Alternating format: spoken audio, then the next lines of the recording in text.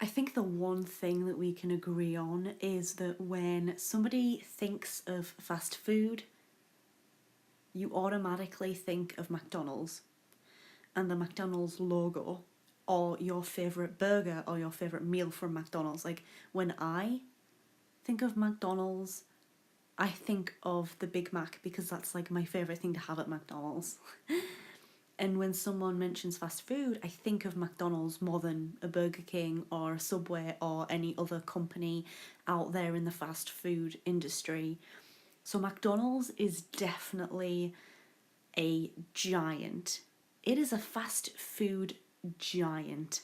The company itself is very successful. It's a massive company. It's got thousands upon thousands of stores all over the world. And we all love McDonald's.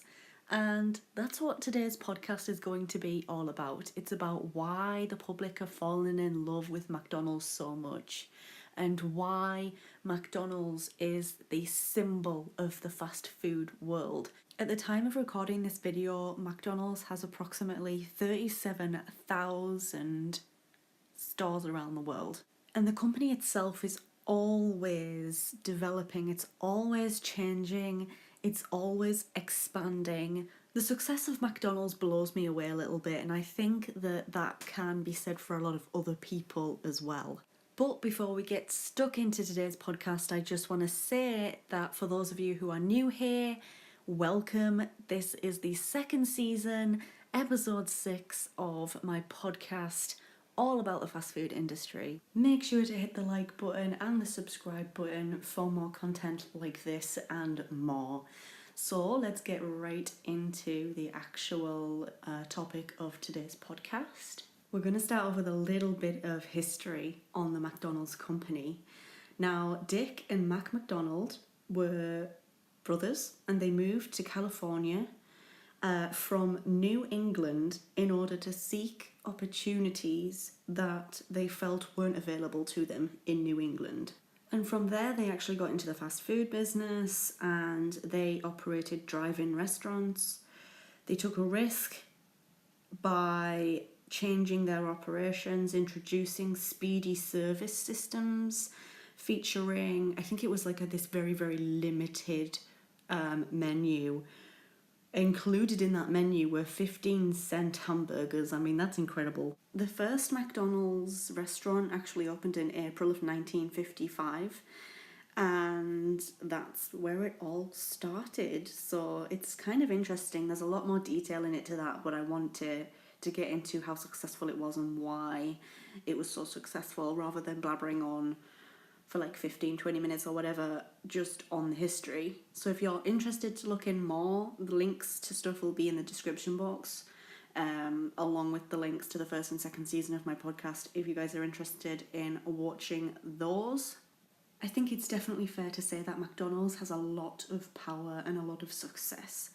And because of that success, McDonald's is like a prime target for any kind of criticism.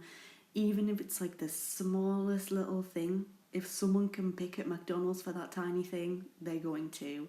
An article here by the Nation's Restaurant News actually is a very, very interesting article. It's quite long, but it's packed full of information, very interesting information, and some really interesting points as well to go with it. The article actually makes a very, very interesting point as to why people choose to critique McDonald's over any other fast food company. And that is because they are so successful, and they believe that if they can change McDonald's for the better and they can convince the company to make changes, it can then influence all of the other companies within the fast food industry. So it gives an example here actually, and it says in 2015 a smattering amount of companies had made the loose commitments to cage-free eggs when McDonald's agreed to a commitment to using cage-free eggs within a decade.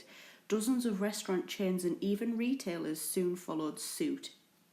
It was the earthquake that shook the egg industry, said Matthew Prescott, Senior Food Policy Director for the Humane Society of the United States. And that just proves there how much of an impact McDonald's has within the fast food industry. So why did people fall in love with McDonald's? Well, it's simple, it's cheap, and it's quick, it's fast food. And I have a quote here from the chairman of the Fatburger parent company, Fat Brands Inc.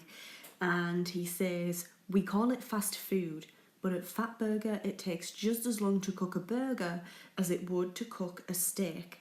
There is nothing fast about cooking the food.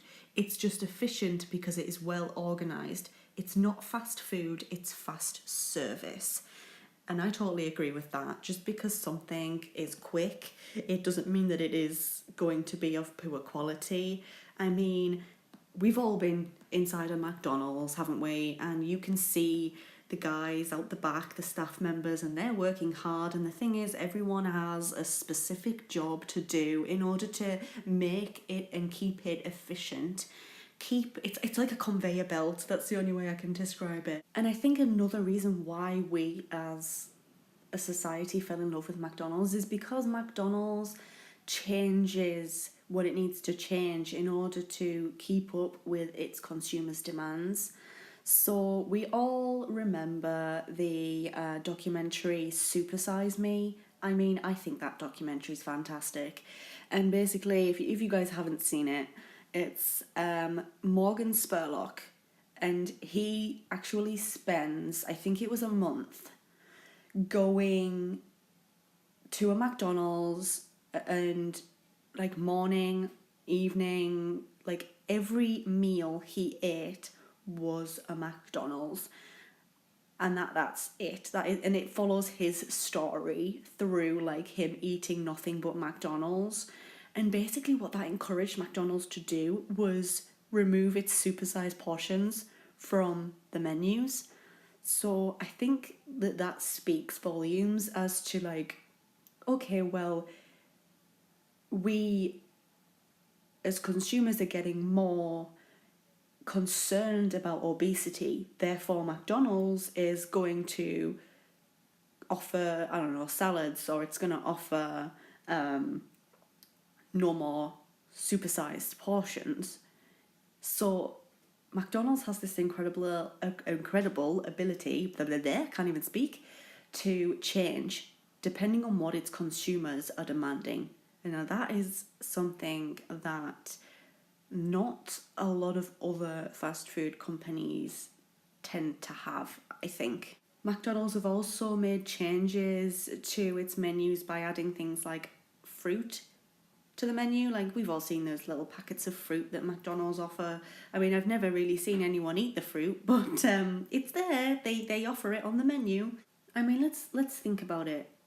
McDonald's began not long after the Second World War finished, and the world was developing and changing, and people's demands were changing, and that's what McDonald's catered to. It was the fast food business. People wanted things as quick as they possibly could. I mean, I think that as time has gone on, you know, we as a society have become quite an impatient race. We are very, very impatient, and we want something, we want it like as quickly as humanly possible. McDonald's has definitely proven that it is just an incredibly flexible company, and it can change, or it tries to change according to the demands of its consumers. Do I think that the fact that it's a fast food restaurant stands in its way of making real changes? Yes. At the end of the day, McDonald's has reached that point where it is so big, people know what they expect when they walk into a McDonald's restaurant. They know what they want, and they know what the food standard is like. And that's why I said, you know, they do offer those fruit packets, but you never ever really see anybody eating them. And I think that's why, you know, they're trying to maybe make things a little bit healthier, a little bit less damaging for our bodies. But what McDonald's is known for, it's definitely standing in its way. In a way, McDonald's is standing in McDonald's way, for sure. And I think that getting consumers to change their opinion and their thoughts on McDonald's is going to be very, very challenging. Do I think they can do it? Yes, I think it's going to take a long time though, because we're all stuck in our own ways.